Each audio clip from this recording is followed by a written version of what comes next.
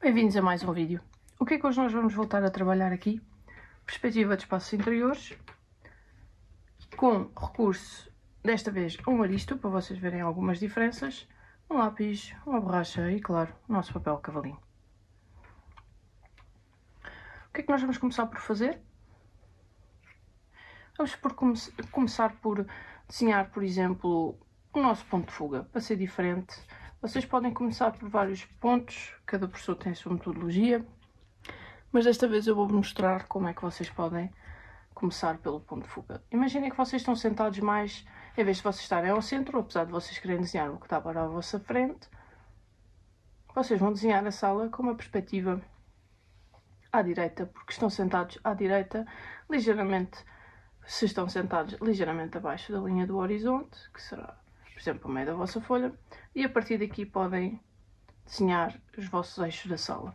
Neste caso eu posso até começar por desenhar aqui uma vertical, que será a minha parede, o limite da sala. Ok? E quando eu determinar a altura, ou por exemplo, a inclinação do ângulo que faz esse eixo da parede lateral com o teto, eu posso linear já um eixo, que será a ligação da parede lateral com o teto. Posso utilizar o meu aristo, porque o aristo tem orientações perpendiculares para desenhar a parte superior, ou o início do que será a parte superior da parede do fundo. Agora, posso começar por colocar algumas mesas, por exemplo, do meu lado, no local onde estou. O que é que vai acontecer? O eixo da direita da minha mesa vai passar pelo meu lado direito e o eixo da esquerda vai passar pelo meu lado esquerdo. Portanto, o que eu posso fazer é colocar duas linhas orientadoras, uma para cada lado, e tenho duas orientações, mais ou menos, da mesa, da fileira onde eu estou sentada. Posso começar por delinear também, por exemplo, algumas mesas. Eu posso continuar a utilizar aqui, perpendicular, o aristo, utilizar o aristo para isto ficar certo.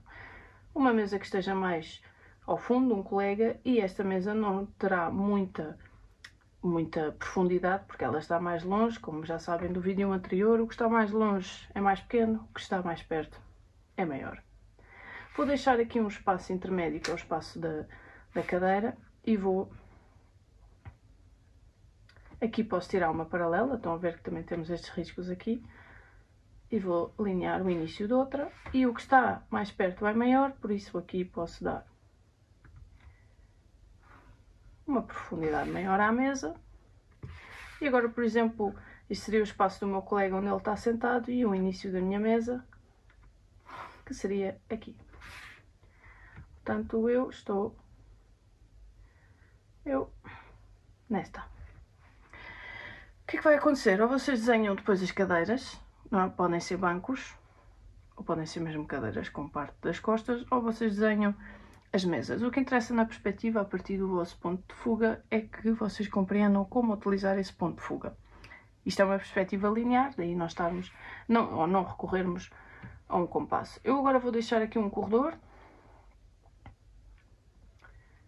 e vou linear mais um eixo que me ajuda a colocar outras, e vou ver que esta da primeira fila mede 2,7, vou fazer o mesmo aqui, 2,7, e vou passar aqui outro eixo, porque elas normalmente estão alinhadas, não é?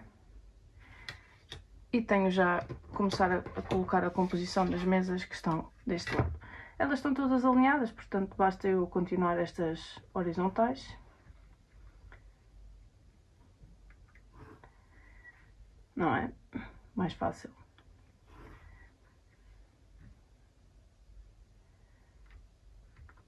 E elas, se vocês depois medirem aqui a largura, vão ver que são iguais.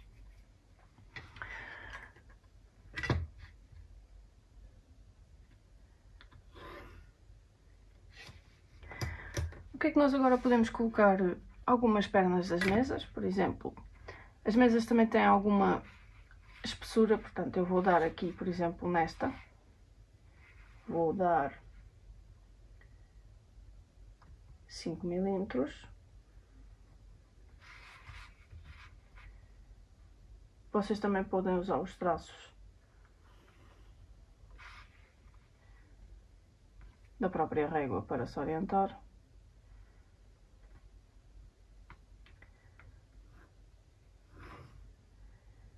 E o que é que vai acontecer? Como também temos perspectiva, vou só corrigir isto aqui,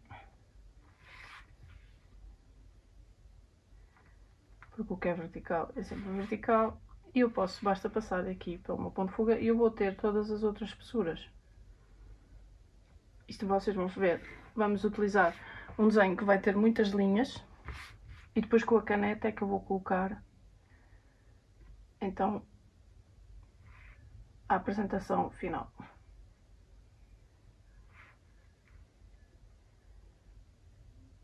Eu utilizo estes riscos do meu aristo para criar estas perpendiculares. Depois é só seguirem esta perspectiva.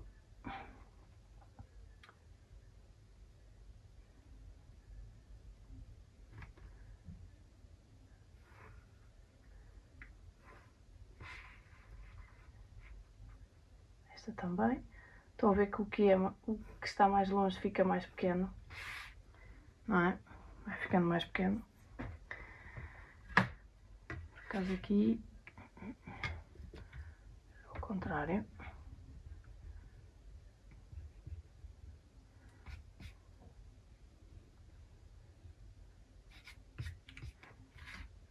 Estou a fazer ao contrário. Não há problema, apaga-se. Por isso é que se faz as linhas mais a leve. Ok, esta é a mesa, este é espaço. Eu queria mesmo que isto complicasse para vos mostrar uma coisa.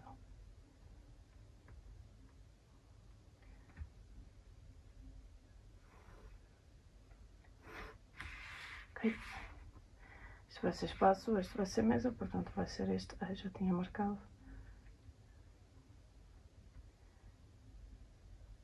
Lá. Ok. E este é o início da mesa. Ok. E agora podemos colocar umas pernas. Vou só delinear aqui esta final. Ficar aqui. Ok. Que é para colocar aqui umas pernas da mesa. Esta aqui. Desta, na minha não se vai ver. E agora na de trás.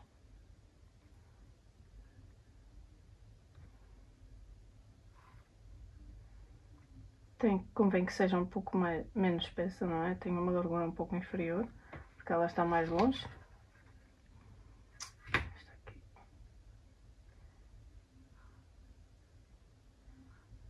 Ok. Normalmente as mesas também têm uma parte que ajuda a estruturar entre as pernas das mesas. E portanto eu vou também desenhá-la aqui.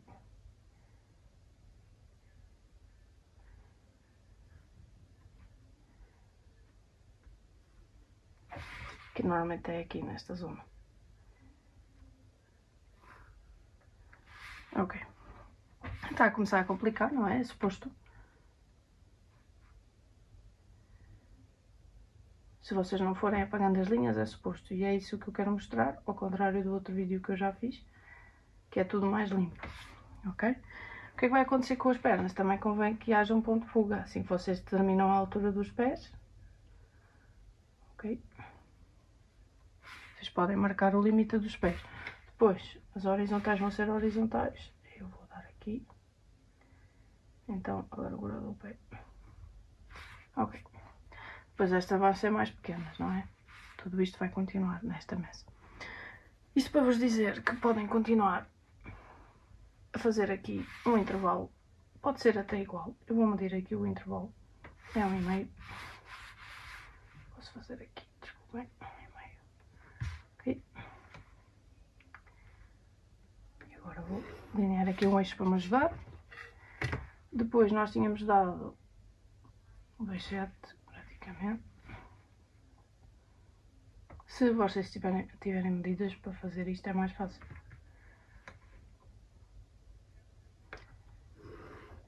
Ok? E elas vão começar a ficar cada vez mais distorcidas quanto mais vocês fizerem mesas para aquele lado. para o vosso lado esquerdo. Elas vão ficar com as pétalas ângulo.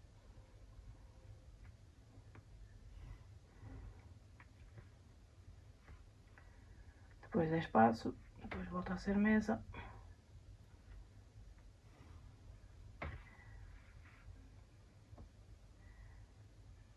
E podem continuar por aí fora.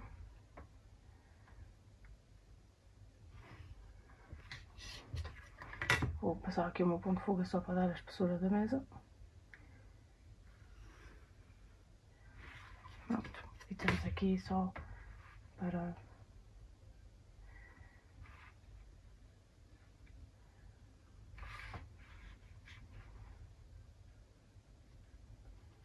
Ok.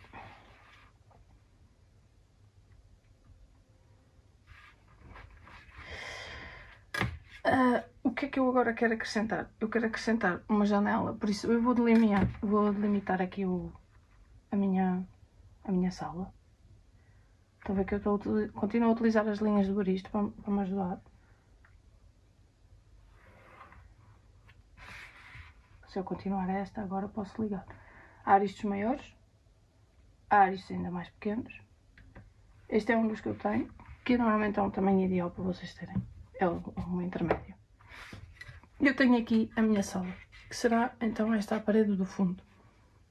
Posso ainda ter mais mesas. Se vocês colocarem mais mesas aqui, apaguem então o que está por trás. Vou então colocar aqui o meu eixo, como eu o vejo.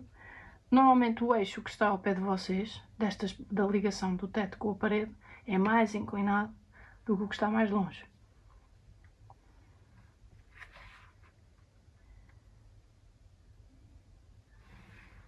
Vocês podem continuar esse eixo. O que é que eu agora quero?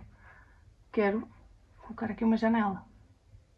Uma janela normalmente não está colada ao teto, portanto deem-lhe uma inclinação, deem-lhe um espaço. Vou só colocar aqui uma linha para me orientar. Por exemplo, vou marcar daqui do 4 ao 11. Ok? Nós sabemos que as verticais são sempre verticais. Portanto, eu posso usar o meu aristo também. Estão a ver estas linhas para me orientar. Vou traçar aqui a altura do 3, porque ela normalmente pode estar à altura do meu ombro ou da minha cintura. Mas mesmo assim, eu confirmo pelo ponto de fuga. Não se esqueçam de utilizar o ponto de fuga.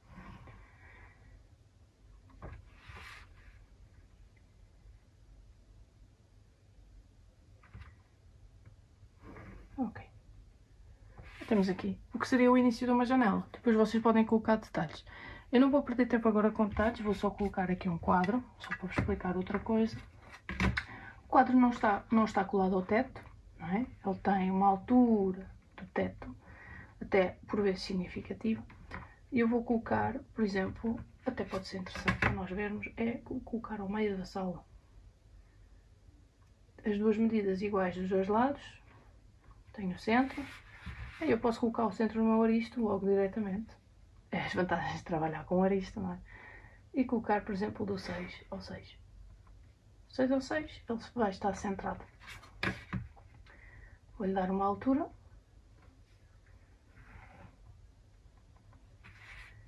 De 6, ou seja, vai ser a altura dele vai ser depois a 2 vezes a largura.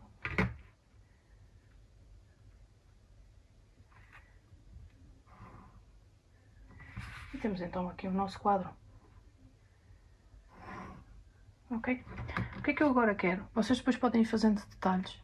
Quanto mais vocês detalharem o vosso trabalho, maior a realização dele, mais contagem vai ter. Domínio da técnica está, não sei, em ponto de fuga, tudo passa por lá, tudo o que é longitudinal, perpendiculares, tudo mais.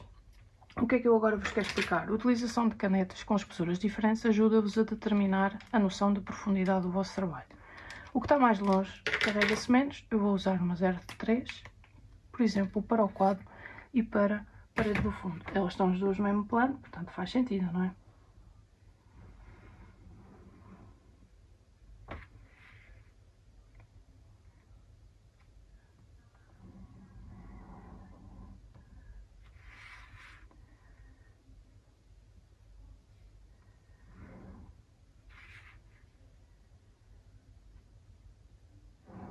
Não se esqueçam de limpar o aristo depois com álcool no fim. Ele pode ficar sujo, para evitar borrar o trabalho ou próximos trabalhos.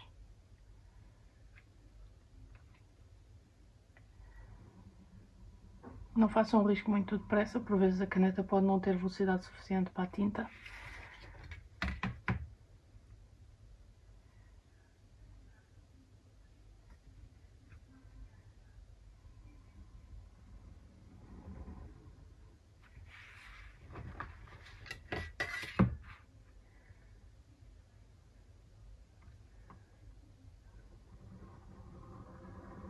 Esta vou deixar assim, ela poderia continuar. Vou também desenhar os eixos. Vocês depois podem carregar os eixos mais próximos de vocês, que fica interessante. É preciso uma transição um pouco... Não ser muito contrastada, não é? Ser suave. Bom, e agora tenho o pano de fundo. Posso desenhar, por exemplo, as primeiras mesas ainda com esta.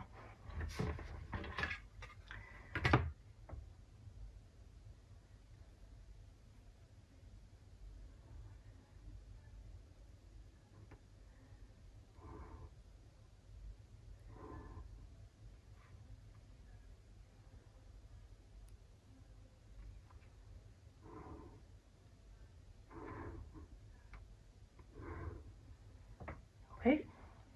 Vou aproveitar, vou já fazer a espessura do tampo.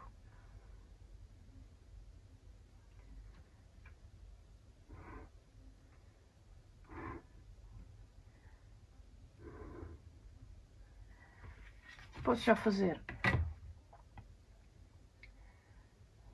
verticais. Utilizem os eixos, aqui estes eixos que ajudam no aristo.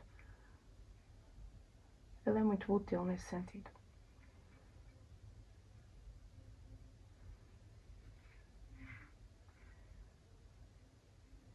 Esta caneta seca bastante rápida, há canetas que não secam tão rápido, por isso tenham cuidado onde vão passar depois o aristo.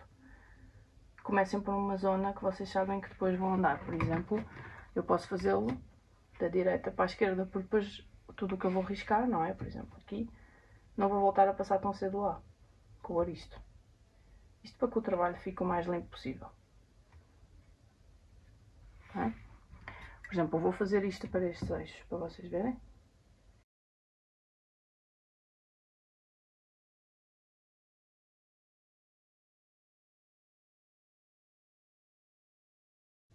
Eu estou a voltar a passar pelo meu ponto de fuga só para ter a certeza que está tudo correto. Ok. Estão vendo? Não voltei a passar o aristo na zona que já tinha. Agora, por exemplo, para uma zona intermédia eu vou utilizar uma caneta 05, um pouco mais espessa. E o que é que eu vou fazer, por exemplo? As mesas a seguir.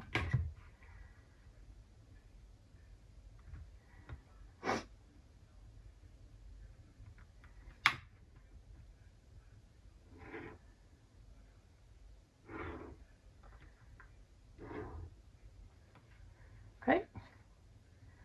Aqui agora estas. Estas têm que fazer 2 a 2, que elas já estão... O meu aristo não tem margem para tudo. Então vou deixar esta inacabada. E agora vou aproveitar e vou dar já a espessura do tampo. Atenção às verticais.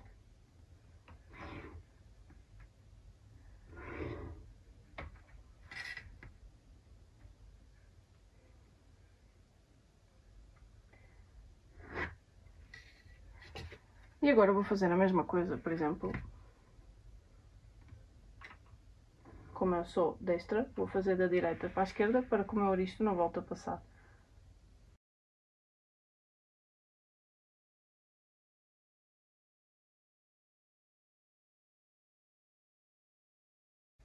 Não coloquem a ponta da caneta para depois não ficar demasiada tinta num só sítio.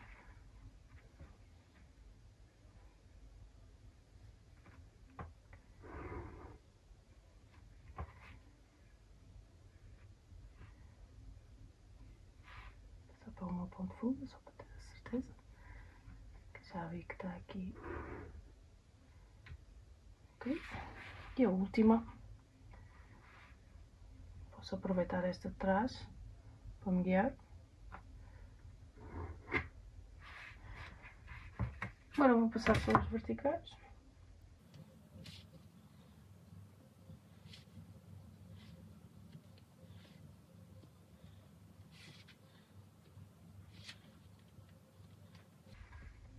Ficou aquela ali. Começa a ser muito atenta aqui. E agora, posso fazer o seguinte, para vos dar uma ideia, esta perna da mesa está um pouco mais longe, até posso fazer com a fina que tivemos a fazer há bocado, para vos dar esta questão da profundidade.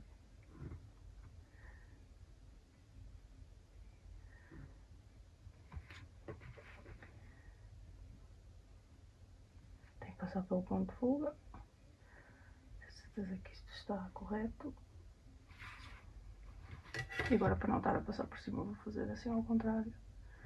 Ok. Yeah. Esta perna podíamos acabar. O que eu vos quero dar a entender, eu vou só fazer então só aqui as verticais.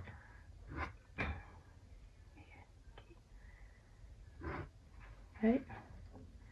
Só para vocês perceberem aqui a questão da profundidade.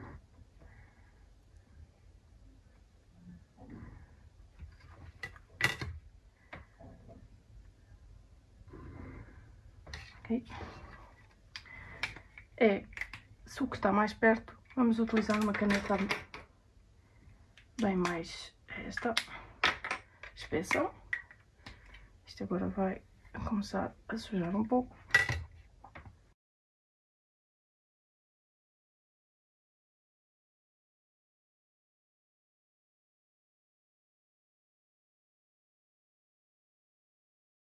Pronto, e aí poderiam continuar.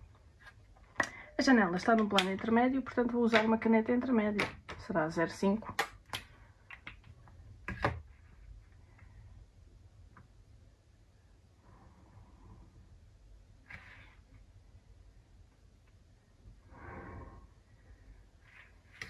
As minhas verticais, vou utilizar da direita para a esquerda para borrar.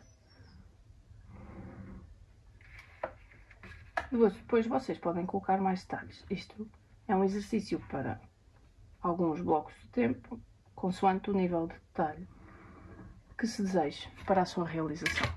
Portanto, não se esqueçam, neste caso, este é o resultado final. Vocês podem apagar. Eu normalmente gosto de deixar o ponto de fuga, porque quer dizer que vocês dominaram e perceberam que podem utilizá-lo e que o utilizaram, claro, mas deixaram visível. Mas isso pode depender de professor para professor. Consoante o que vos for pedido, deixam ou não o ponto de fuga. Apagam as linhas que não interessam.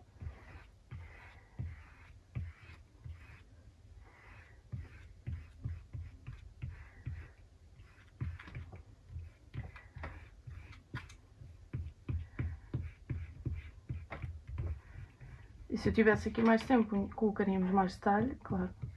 Mas já vos dá uma ideia do que é diferente do outro, que é uma perspectiva em que o vosso ponto de fuga está centrado na folha. Neste caso não, está do lado direito. E se fosse ao contrário, era isto, mas invertido ao contrário.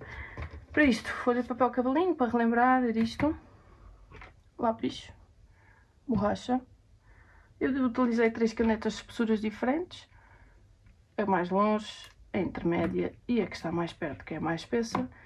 E com isto vocês obtêm um trabalho que dá ponto de fuga, este domínio desta técnica. Em termos de realização também, as questões de profundidade, utilizando espessuras de canetas diferentes. Espero que tenham gostado, espero que tenha sido útil e até um próximo vídeo.